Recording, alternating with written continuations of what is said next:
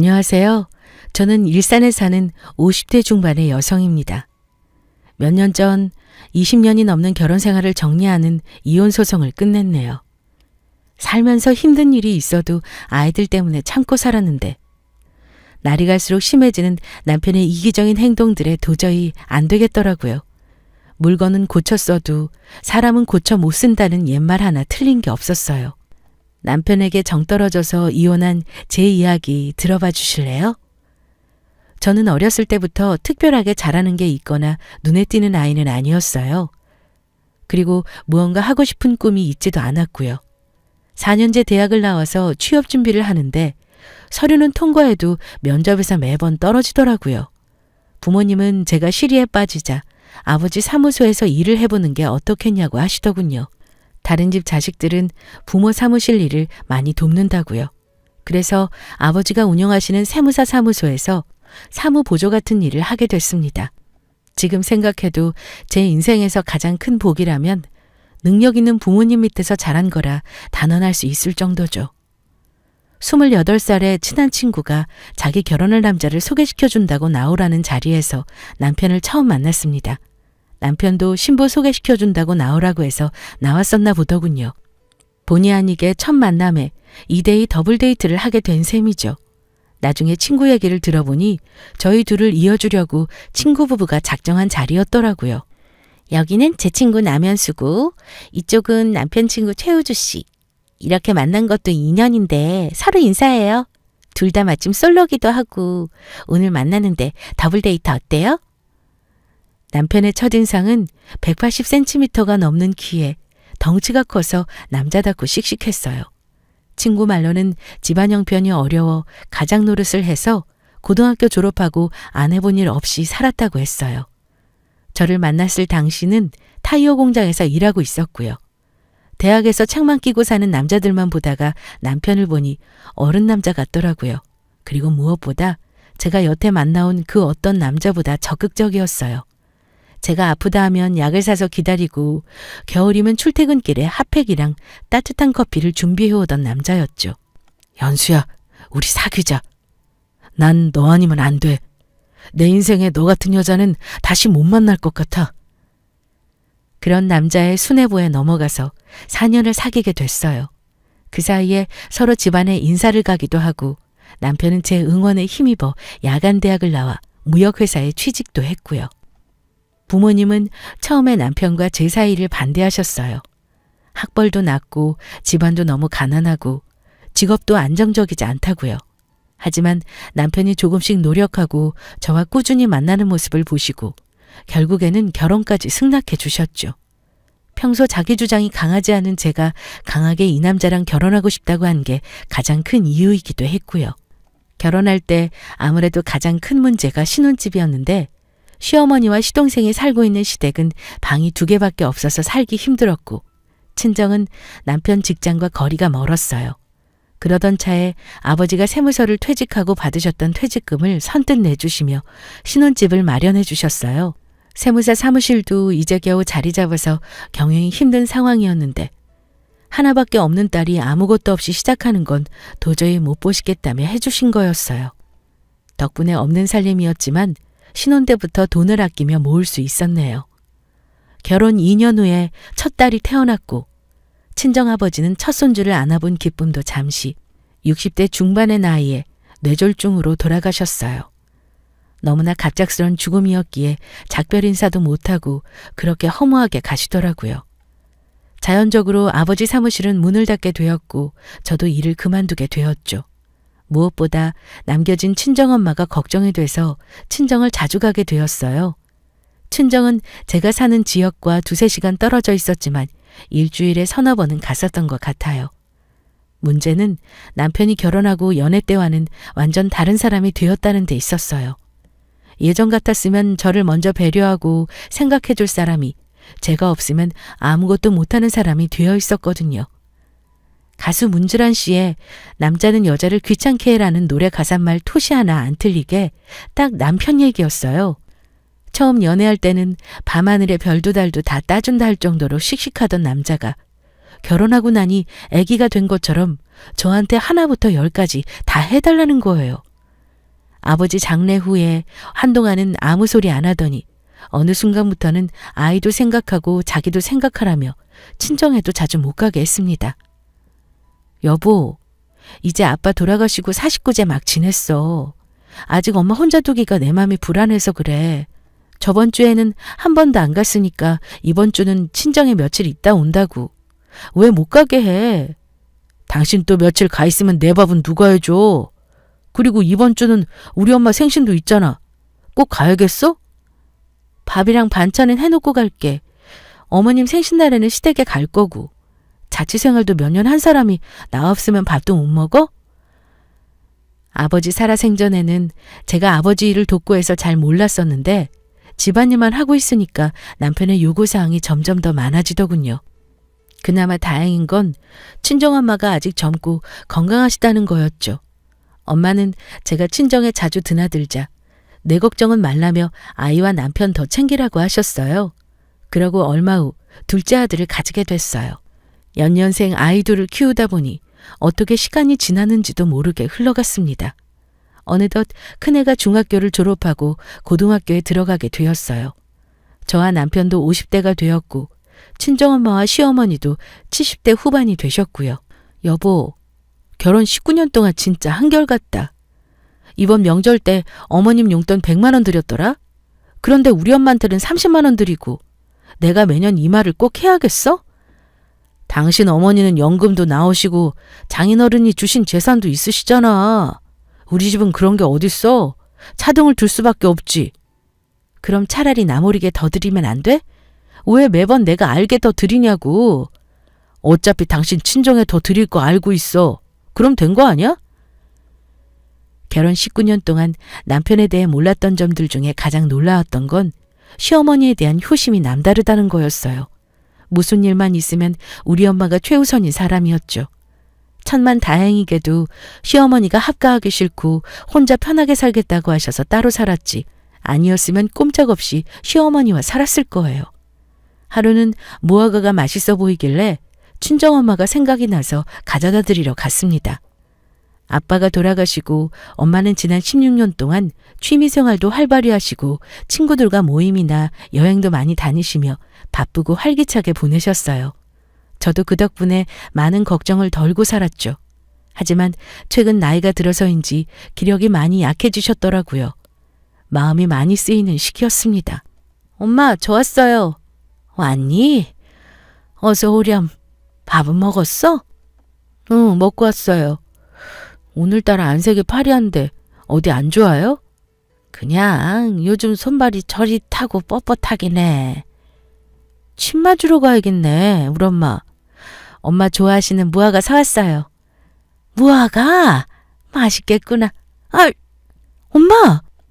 무화과를 건네봤던 엄마가 갑자기 팔을 덜덜 떠시는 겁니다. 너무 깜짝 놀라 팔을 어루만지는데 엄마 말로는 팔다리가 떨리면서 뻣뻣해지는 증상이 최근 1, 2년 사이에 자주 있었다고 했어요. 아무리 봐도 예사롭지 않아서 근처 한의원을 모시고 갔습니다.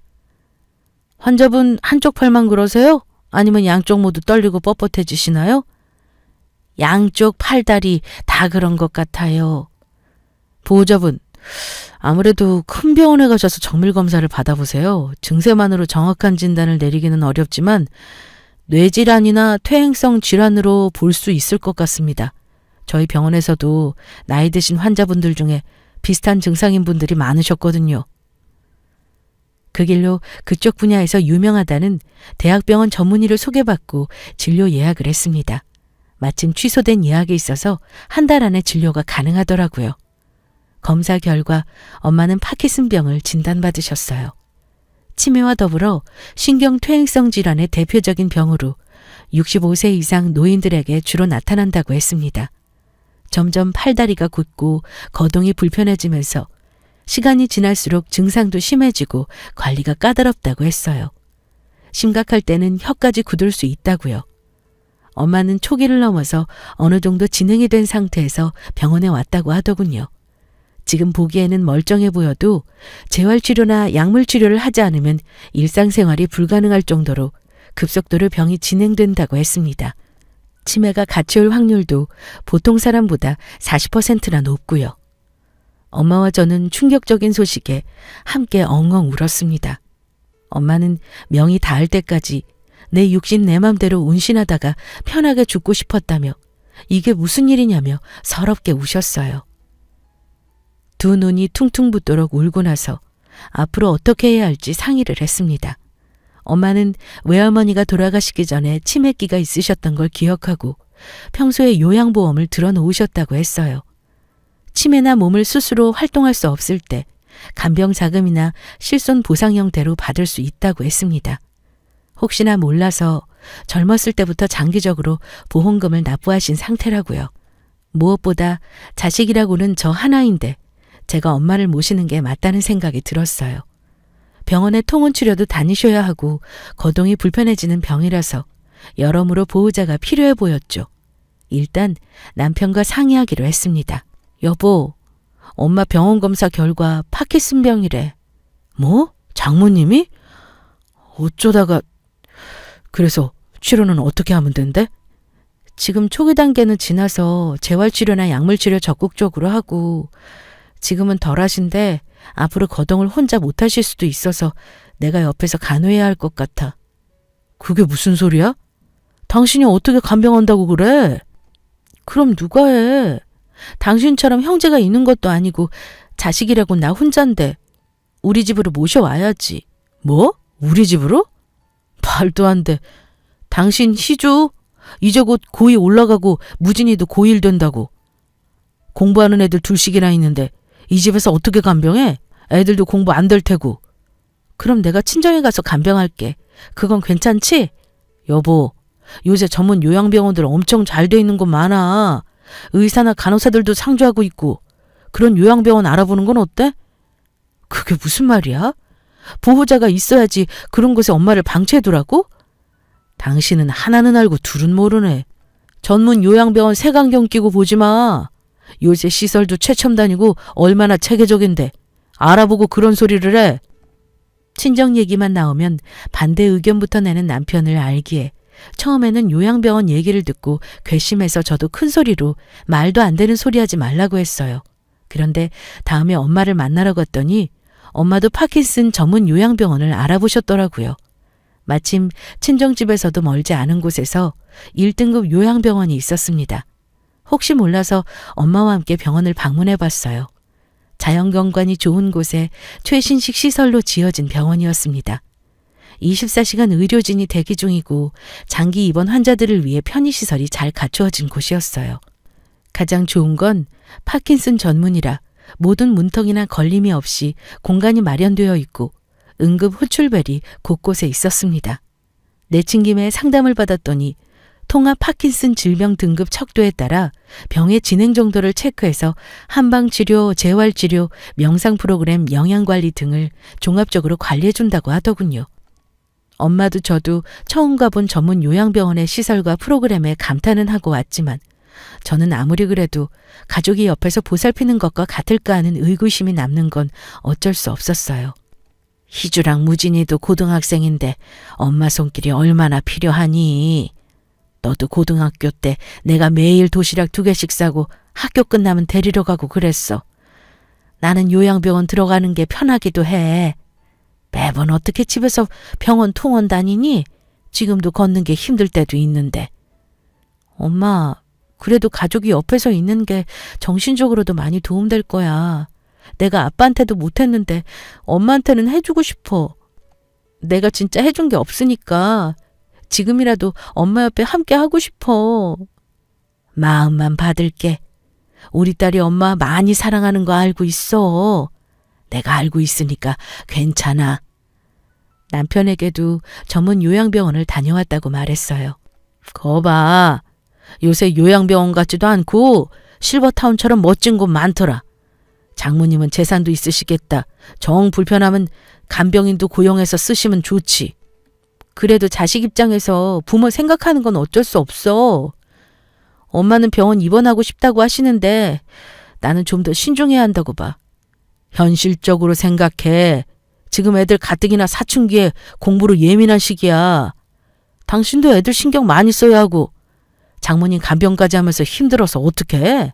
당신 몸이 둘이 아닌데. 힘들게 어떻게 모셔? 방도 창고방 하나 남았는데 그거 짐 다 치우고 방으로 만들 생각해봐. 도대체 돈이 없는 것도 아니고 왜 그러는 거야? 당신도 당신 어머니 아니라고 그렇게 속단하지 마. 돈이 문제야 지금? 남편과 친정엄마 간병 문제로 한동안 말다툼을 지속적으로 했어요. 하지만 결국 엄마의 결정으로 요양병원에 입원하기로 했습니다. 본인이 병을 인지해서 그런지 몰라도 혼자 걷거나 거동할 때 불편함을 느껴져서 편하게 병원에서 치료받고 생활하고 싶다고 하셨어요. 다른 누구도 아니고 환자 본인이 강력하게 주장하자 저도 어쩔 수 없었습니다. 대신 제가 자주 찾아뵙기로 했어요. 병원에 가는 날 얼마나 눈물이 나던지 엄마 앞에서는 안 그런 척했지만 마음이 너무 아프고 미안해서 병원에 엄마를 두고 오는 길에 차를 세워두고 혼자 오열을 하고 왔습니다. 엄마가 요양병원에 들어가서 집중적으로 치료를 한 지 1년이 넘고 아이들도 고3, 고2가 되었어요. 남편은 아직도 일주일에 한두 번 요양병원을 찾아가는 저를 나무랄 때가 많았습니다. 우리가 집으로 모셔서 간병하는 것보다 훨씬 체계적이고 전문적으로 관리받는 건데 무슨 유난을 떠냐고요. 엄마가 병원에 입원한 지 1년이 됐는데 딱 한 번 방문해 놓고 사위라는 사람이 저런 소리를 하다니 말을 안 해서 그렇지 얼마나 섭섭하고 밉던지 이루 말할 수도 없었죠. 그러던 어느 날 남편이 사색이 돼서 집에 왔습니다. 당신 무슨 일 있어? 얼굴이 왜 그래? 엄마가 한쪽 무릎이 그렇게 안 좋으시다고 하시더니 무릎 인공관절 수술 받으셔야 한대. 무릎 수술? 관절염 심하시다더니 수술해야 한대? 관절 치환술인데 돈도 돈이지만 잘 견디실지 모르겠어. 연세가 있으셔서. 그래도 수술해야 하면 하는 게 맞지. 시어머니는 두 아들의 지원으로 무사히 무릎 수술을 마치셨어요. 수술 후 입원을 한 달 정도 예상했는데 회복이 빠르셔서 20일 정도 만에 답답하다고 병원을 뛰쳐나오셨다고 하더라고요. 저도 병원에 자주 가서 살피고 간호도 해드리고 했는데 정정하시더군요. 그런데 남편은 엄마 혼자 집에 있는 건 말도 안 된다. 내가 옆에서 지켜봐야 된다는 둥 혼자 난리였습니다. 오히려 시어머니는 쿨하게 괜찮다 하시고요. 여보, 우리 엄마 여태껏 고생 많이 하시며 사셨어. 그래서 내가 모시고 싶어. 우리 엄마 집에 모시려고 했을 때는 안 된다며. 그리고 어머니는 수술도 잘 되셔서 예우도 좋은데 무슨 말이야? 장모님은 돈도 있고 잘 사셨잖아. 우리 엄마는 늘 가난에 허덕이면서 젊었을 때부터 노동일 많이 하셨고 비교가 안 되지. 말도 안 되는 소리 하지 마. 지금 그 말 못 들은 걸로 할게. 어머님 우리 집에 모시는 거 반대야. 서로 얘기한 지 이틀 만에 남편은 집으로 시어머니를 모시고 왔습니다. 분명 안 된다고 했는데 일방적으로 무시하고 어머니를 데리고 온 거였어요. 엄마 통원치료 계속 받아야 하는 거 알지? 여기 이번 주랑 다음 주 병원 진료 예약 중이고 2주 뒤에 또 수술 재검사해야 해. 당신이 이 시간 보고 엄마랑 병원 다녀오면 되고. 지금 이게 무슨 짓이야? 왜 나랑 상의도 안 하고 어머님 집으로 데려왔어? 엊그제 얘기했잖아. 난 엄마 모실 거라고. 내가 안 된다고 했잖아. 나 지금 우리 엄마 요양병원도 다녀와야 하고 애들 중간고사 앞두고 있어서 챙길 게 한두 가지가 아니야. 어머님까지 어떻게 챙겨? 그럼 우리 엄마 병원은 누가 같이 가? 난 일해야 하고 내 동생도 직장 가야 하는데 집에서 노는 당신이 같이 가야지. 집에서 노는? 지금 말 다 했어? 내가 어떻게 놀고 있니? 지방 가사에 애들이랑 당신 뒷바라지에 우리 엄마 병간호에. 그리고 어머님은 무릎 수술 잘 끝나서 혼자 잘 다니시잖아. 병원 먼 것도 아니고 차 타면 10분 거리에 있고. 꼭 우리 집에 모셔야 해? 당신은 부모한테 할 소리니? 부모가 병원에서 큰 수술을 받았는데 집에서 모실 수도 있지. 그럼 왜 당신 엄마는 우리 집에 모셔도 되고 우리 엄마는 집에 모시려니까 그렇게 반대했어? 장모님이랑 우리 엄마랑 같아? 장모님은 신경질환이잖아. 우리 엄마는 수술이고. 경우가 다르지? 그게 무슨 무논리야. 누가 봐도 우리 엄마 증세가 더 심각하고 보호자가 필요한 질환인데 반대로 생각하는 게 맞지? 그리고 당신 말 맞다나 아이들 지금 고3, 고2야. 한창 공부 예민하고 보살핌 필요한 시기에 당신 어머니 데리고 와서 돌보라는 게 말이 돼? 여보, 우리 엄마는 너무 고생해서 자식 효도 받아야 해. 고생 안 한 장모님이랑 같아? 우리 엄마가 고생 안 했다고 누가 그래? 당신 내가 20년 가까이 같이 살았지만 진짜 자기 집 위주의 이기적이다. 본인 부모 귀하면 내 부모도 귀해. 왜 매번 비교하고 내 친정 무시해? 남편은 못 들을 말을 들었다는 듯 무시하더군요. 매번 불리하면 꼭 하는 짓이었습니다. 시어머니는 병원에 혼자 가도 된다고 했지만 저는 며느리 노릇은 해야 할 것 같아서 최선을 다했습니다. 회복이 빠르시다 해도 70대 노인이 큰 수술을 한 거였으니 걱정도 되고요. 문제는 남편이 시어머니를 집에다 모셔오기만 했지 병간호나 병원 문제에 도통 관심을 안 가진다는 거였습니다. 일이 바빠서 신경을 못 쓰는 것도 아니고 심지어 주말에 친구들과 낚시 약속을 잡고 나가려 하더군요. 저는 시어머니 병원 진료 때문에 친정엄마 요양병원을 2주간 못 갔다고 꼭 가야 하니까 이번 주말은 약속까지 말고 남편에게 무릎 재활치료에 같이 가라고 했습니다. 그랬더니 말갑지도 않은 소리 그만하라며 저보고 요양병원 갈 생각 꿈에도 하지 말라더군요. 자기 할 말만 마치고 저를 무시하는 남편을 보고 나도 똑같이 무시해주마 싶었어요. 주말 결국 남편은 낚시 약속을 갖고 저는 재활치료니까 이번에는 혼자 다녀오시라고 시어머니에게 양해를 구하고 친정엄마 요양병원에 다녀왔습니다. 오랜만에 병원에 갔더니 엄마가 얼마나 반가워하시는지 활짝 웃으시며 좋아하시는 모습에 저를 많이 기다리신 게 눈에 보였어요. 1년이 넘는 시간을 요양병원에 있으셔서 주변에 친해진 친구분들도 꽤 있으시더라고요. 가을맞이 음악회를 한다고 오카리나라는 악기도 배웠다며 보여주셨어요. 음악회 꼭 보러 오겠다고 약속하고 집에 도착하니 늦은 저녁이었죠. 모두 자기 방에 있는지 거실에는 남편 혼자 소파에 앉아있더군요. 당신 지금 어디 갔다 와? 엄마 요양병원 다녀온다 했잖아. 당신 내 말 무시해? 내가 거기 가지 말고 우리 엄마 재활치료 다녀오라고 했지. 그렇게 어머님 일이 중하면 당신이 약속 같은 거 안 가고 같이 가야 하는 거 아니야? 당신 부모 일인데 내 말 무시한 건 당신이잖아. 시집 왔으면 시부모도 부모야. 자식 노릇 해야지. 내가 시집 와서 자식 노릇 못한 게 뭐가 있는데? 언제나 일 핑계 약속 핑계 대고 말만 효도하는 당신 대신 내가 자식 노릇했어. 말 한 번 잘했다. 그럼 장가 왔으면 장모도 부모야. 너는 자식 노릇 했니? 나는 남자니까 다르지. 어떻게 다 큰딸도 있는 남자가 그런 구시대적인 말을 하고 싶니? 우리 딸이 당신 같은 남자 만났다고 생각해봐. 진짜 끔찍스럽다. 헛소리 그만하고 한동안 요양병원 가는 거 금지야. 우리 집안일에 신경 써. 금지 같은 소리하고 있네. 아주 독재자 납셨네. 히틀러나 푸틴 욕할 필요가 없어. 우리 집안일? 우리 엄마 일은 집안일 아니야? 줄가 외인인데 친정일에서는 벗어나야지. 20년 됐으면서 아직도 그걸 몰라? 내가 가만히 참고 있으니 끝도 없네. 당신이 말하는 집안일도 아닌 그 친정 도움 덕분에 우리가 여기까지 온 거야. 부모라고 그렇게 해주는 게 당연하다고 생각해? 어떻게 그런 은혜를 감사할 줄 몰라? 내가 언제 결혼할 때 집 해달라고 했어? 장인 어른이랑 장모님도 그러는 거 아니야. 당신이 잘나면 얼마나 잘났다고 내 딸보다 학력도 별로고 재산도 없다고 부족하다고 그럴 수가 있어? 누가 가난하고 싶어서 가난하나? 결혼 전부터 내가 그런 소리 듣는 게 얼마나 비참했는 줄 알아? 집 하나 해줬다고 얼마나 생색은. 누가 보면 한 재산 해준 줄 알겠네. 당신 지금 선 넘었어. 그럼 그 생색 낸 집에서 당장 나가. 짐 싸줄 테니까. 내가 왜? 네가 나가. 오늘도 그래. 우리 엄마 버리고 너네 엄마만 홀랑 챙기고. 당신 진짜 나쁜 년이야. 알고 있어?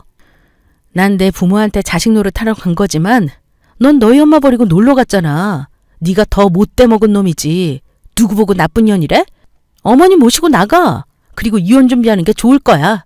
누구 맘대로 이혼이야? 둘이서 큰 소리로 싸우는 소리를 들었는지 아이들 둘이 2층에서 내려와 저희 부부를 빤히 바라보고 있었어요. 시어머니도 잠에서 깨셔서 들었는지 내가 오래 살아서 별꼴을 다 본다며 남편에게 짐 챙겨서 집으로 간다 하시고요. 남편은 자식들이랑 시어머니 얼굴 보기 민망했는지 얼굴이 시뻘개져서 집을 나갔어요.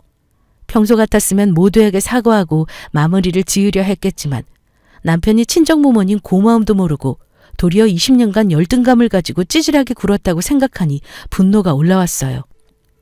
여태껏 친정 얘기를 하면 뭐든 반대만 하고 챙기지도 않던 행동들이 이제야 이해가 가더군요. 원래 이기적인 인간인 걸 알았지만 도저히 못 참겠다 싶었죠. 저와 대판 싸우고 나서 다음날 남편과 시어머니는 짐을 싸서 시댁으로 갔어요. 일부러 들으라는 듯이 문을 쾅쾅 닫고 유난을 떨며 짐을 옮기는 모습이 유치하게만 보였습니다. 그렇게 남편이 집을 나간 지 닷새가 지났을 무렵 딸이랑 아들이 집안 물품이랑 냉장고 반찬을 챙겨나가는 걸 봤어요. 희주 무진이 물건 내려놓고 이리 와. 어디 가는 거야? 아빠가 가져오라고. 야, 비밀로 하기로 했잖아. 보아하니 남편이 덜 가져간 자기 물건이랑 집 반찬을 들고 오라고 한 것 같았어요. 남편은 입맛이 까다로워서 밖에 나가서도 음식을 잘 안 먹는 사람이었거든요. 아이들도 19살, 18살 성인에 가까운 나이였고 오해한 채로 있는 건 아닌 것 같아서 상황 설명을 해줬습니다. 아이들도 이해는 했는지 그 뒤로는 심부름을 하지 않더군요. 그러다 하루는 아들이 남편을 만나고 와서 말하기를 엄마, 아빠가 엄마 반성하는 것 같냐고 물어보는데 뭐라고 답해야 해? 뭐라고 반성? 내가 언제 다시 집에 올 거냐고 물었더니 엄마가 자기한테 사과할 때까지 안 들어올 거래. 기가 막혀서. 아들, 넌 나중에 와이프랑 싸워도 중간에 자식한테 이것저것 시키고 물어보고 그런 거 하지 마. 찌질해 보이니까? 알겠지? 난 결혼하면 와이프랑 안 싸울 건데. 예쁘다만 해줄 건데? 그래. 우리 아들 잘 컸네. 내가 봐도 아빠는 좀 아닌 것 같아. 나도 집 가출은 안 하는데. 누나는 아빠 연락 오면 안 받는다고 했어. 아이들은 아마도 남편이 저와 싸우고 삐져서 가출을 했다고 생각하는 모양이었어요. 아무리 그래도 다 큰 어른이 제가 혹시나 잘못했다고 빌고 들어오라고 할 거라 기대를 하다니요. 남편이 김칫국을 혼자 다 마시는 모습을 보니 더더욱 용서해 줄 마음이 사라지는 기분이더군요. 끝까지 나는 잘못한 거 없고 너가 틀렸다 소리치는 것 같았어요. 아이들 시험 기간도 있었고 남편과 싸우고 하면서 2주 만에 요양병원을 찾았습니다. 친정엄마는 새로 처방받은 약이 안 맞아서인지 얼굴이 반쪽이 되어 있었어요. 행동 능력도 많이 저하가 돼서 몸을 못 가누시고 비틀거리시더라고요. 걸음걸이 보폭도 좁아져서 혼자 움직이는 게 어려워 보이기도 했어요. 짧은 시간 만에 생각보다 병이 많이 진전된 모습을 보니 이러다 진짜 엄마가 돌아가시면 어떡하나 덜컥 겁이 났어요. 시집가서 남편 반대와 살기 바쁘다는 핑계로 한 번도 제대로 된 자식 노릇을 해본 적이 없다는 마음이 드니 정말 미안하더라고요. 도저히 더는 안 되겠다 싶어 엄마를 모시고 집으로 왔어요. 처음에는 병원에 계속 계시겠다고 하는 걸 제가 돌보게 해달라 눈물로 호소하니 어렵게 함께 가자 하시더군요. 아이들도 1년 넘게 외할머니를 못 보다가 오랜만에 보니 병세가 심각해 보였나 봐요. 진짜 엄마 말대로 외할머니가 할머니보다 더 심각하게 아파 보인다고 했어요.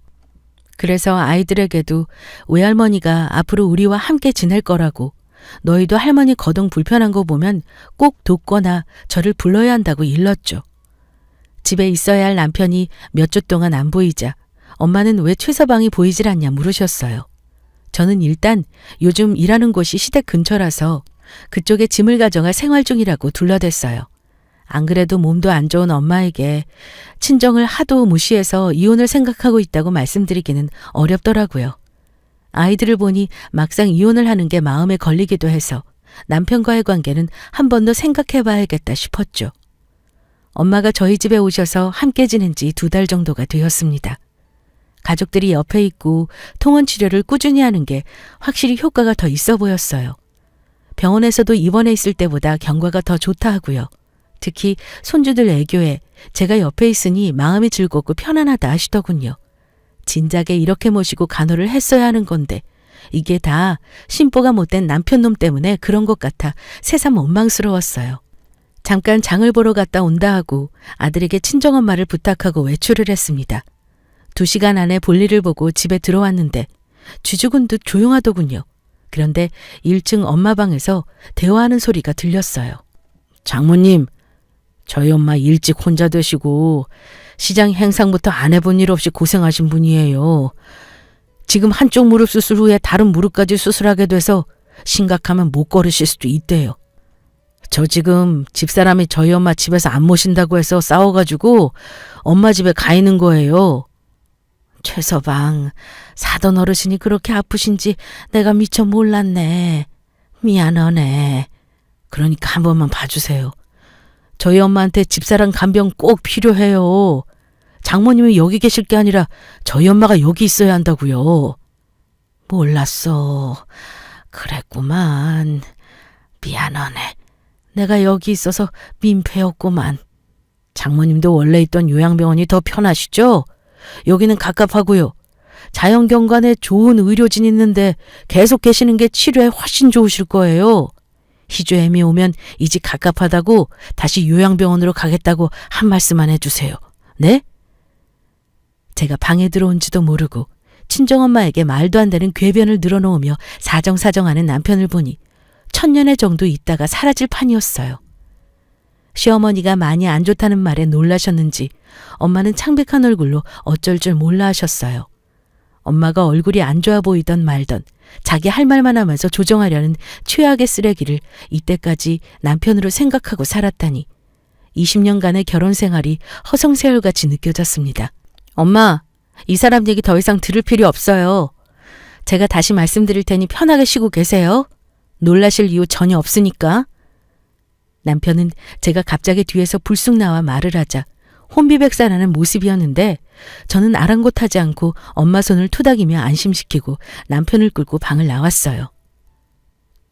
주거 침입자 아니야? 난 우리 이혼 준비하고 있다고 생각했는데 내 집에는 웬일이야? 우리 엄마한테는 무슨 소설 같은 얘기를 꾸며대서 하는 거야. 안 그래도 심신안정이 제 일인데 환자 앞에서 무슨 짓이냐고? 내가 내 집인데 왜 못 와? 볼 일 있어서 왔다 왜? 소설? 너는 네 남편이나 시어머니가 어떻게 지내는지도 안 궁금하지? 저 혼자 잘 지내면 다 끝이지? 내가 왜 남의 일을 신경 써야 해? 이제 내 집안일 아닌데 굳이 알 필요 있나? 뭐? 남일? 안 본 사이에 아주 기고만장해졌네. 말 가려해. 누가 누구한테 화를 내는 거야? 지금 아픈 우리 엄마한테 반 협박하듯이 이 집에서 나가라고 한 짓 가스라이팅이야. 요새 그거 심각한 범죄인 거 알긴 아니? 그래야 워낙 뉴스나 글을 안 읽으니까 무식해서 그런 사회 이슈를 알기나 하겠어? 이게 서방아기를 이렇게 우습게 알고 진짜 한 주먹거리도 안 되는 게. 남편이 저를 위협하며 나서자 아들이 나타나서 제지해줬습니다.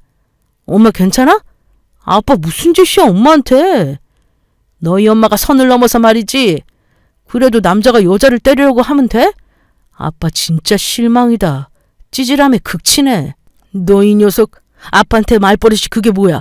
엄마랑 같이 있더니 그새 안 좋은 것만 배워가지고 애들이 이렇게 된 것도 다 당신 때문이야. 나 혼자 애들 키웠니? 이상한 소리 하지 말고 당장 내 집에서 나가. 당신 아까 얘기 들었으면 알겠네. 우리 엄마 다른 한쪽 무릎 수술 하게 됐어. 그러니까 우리 엄마 간병 준비해. 시집와서 당신이 한 게 뭐가 있어? 이럴 때 자식 된 도리로 효도해야지. 개념이 없어 며느리라는 게. 그 말을 듣는데 친정엄마에게 이 집을 나가달라 하던 모습이 겹치며 분노가 폭발해서 이성을 차릴 수 없었어요. 당신이 아무리 이기적으로 굴어도 나는 우리 자식들 아빠니까 참고 넘어가려 했어. 내가 당신 가족 맞았어? 아니 파출부나 간병이냐? 어쩜 끝까지 너밖에 모르니. 어떻게 날 끝까지 부려먹으려고 해? 대한민국에 시집온 며느리들 중에 당신만 그러고 살아? 더한 시집살이도 많이 하고 살아. 부려먹다니 누구를 이상한 사람 취급해? 내가 20년 시집와서 어디 맘 편하게 명절 때 친정을 가봤니? 자식 노릇을 해봤니? 매번 시댁일에 시댁 식구들 대소사 다 챙겨가며 친정일은 항상 뒷전이었어. 우리 엄마 이제 언제 돌아가실지도 모르는 상황이라 내가 마지막으로 자식 노릇 하겠다는데 당신은 끝까지 본인 엄마만 중요하지? 당신이 아주 대단한 효자라 100번 양보한다 쳐. 20년간 말로만 효도한다고 소리쳤지. 당신이나 도련님이나 진짜 시어머님한테 자식 노릇은 했니? 병원비 좀 내고 용돈 드리는 거? 그거 생판 남도 할 수 있는 거 아니야? 어머니가 무슨 꽃 좋아하고 무슨 음식 좋아하시는 거 알아? 최근 가고 싶어 하신 여행지는? 모르지? 그러고도 본인이 잘난 효도를 한다고 생각해? 어머니랑 대화라고는 5분도 버거워하면서 결국 당신은 자신이 효도하는 게 아니라 누군가가 대신해 주길 바란 거야. 그게 제일 만만한 나였고. 말도 안 되는 소리 그만해. 네 효도는 네가 하란 말이야. 나한테 하라고 강요하지 마. 시집 와서부터 파출부 간병인 취급한 이계적인 너 따위와 더 이상 부부 안 해. 아니 못해. 네 엄마만 엄마냐고. 이혼하고 각자 모셔. 누가 이혼한다는 거야? 내 사전에 이혼은 절대 없어. 저는 이를 악물고 남편과 실랑이를 벌였습니다. 언제 집에 왔는지 야자를 마치고 돌아온 딸까지 아들과 함께 옆에서 말렸지만 180이 넘는 거구의 남편이 저를 자꾸 흔들며 밀치자 아무도 말릴 수 없었어요. 결국 저는 남편 때문에 넘어지며 왼쪽 손목이 부러졌습니다. 엄마, 어떡해. 아빠 도대체 무섭게 왜 이러는 거야? 남편은 화가 안 풀렸는지 쿵쿵거리며 집을 나갔고 그게 이혼 소송으로 만나기까지 마지막 모습이었습니다. 제가 배우자 폭행죄로 접근 금지 명령을 신청했었거든요. 아이들도 그날 사건의 심각성을 몸소 느끼고 그 뒤로 아빠를 피하는 눈치였고요. 남편의 겁으로 이혼 소송은 오래 걸렸지만 남편의 폭행으로 인한 상처, 화가 나서 부시고 간 집기 등이 증거가 되기도 하고 무엇보다 아이들이 고스란히 증인으로 보고 있었기에 소송에서는 결국 승소했습니다. 재산 분할에서는 제 명의로 된 집과 남편 명의로 된 집을 나누게 됐는데 일을 하면서 꽤 열심히 투자를 했는지 저보다 재산이 많더군요. 제가 가정에 기여한 정도를 인정받아서 6대4 분할 금액과 위자료로 3억 정도 되는 돈을 받았습니다. 제일 중요한 양육권에서는 아이들 둘 다 저를 선택해줘서 자녀 양육권을 제가 가지고 남편에게 양육비를 받게 되었죠. 그 거만하던 남편도 법적인 부분 앞에서는 어쩔 수 없더군요. 생각보다 자신한테 불리하게 돌아가는 상황을 못 견뎌하며 우리 가족을 자주 찾아왔습니다. 소송 취하를 해달라고요. 끝까지 본인이 무얼 잘못해서 이혼을 하고 접근 금지 명령을 받아야 하는지 이해를 못하더군요. 그래서 오히려 저는 미련 하나 없이 선을 지키며 법적으로 이혼을 잘 마무리할 수 있었어요.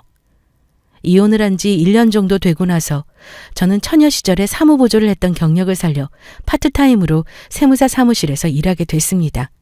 상시 근무는 아니고 바쁜 시기에만 한시적으로 출근하는 일이었지만 경력 단절 후에 새로 시작한 일은 제 삶의 활력소가 되더군요.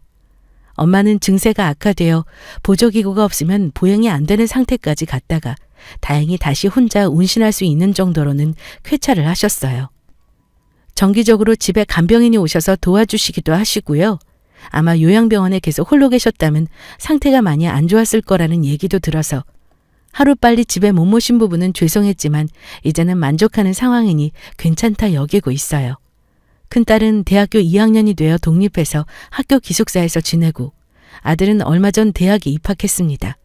다행히 아이들이 부모의 이혼을 이해 못하는 나이가 아니었기에 생각보다 어려움이 적었다고 생각해요.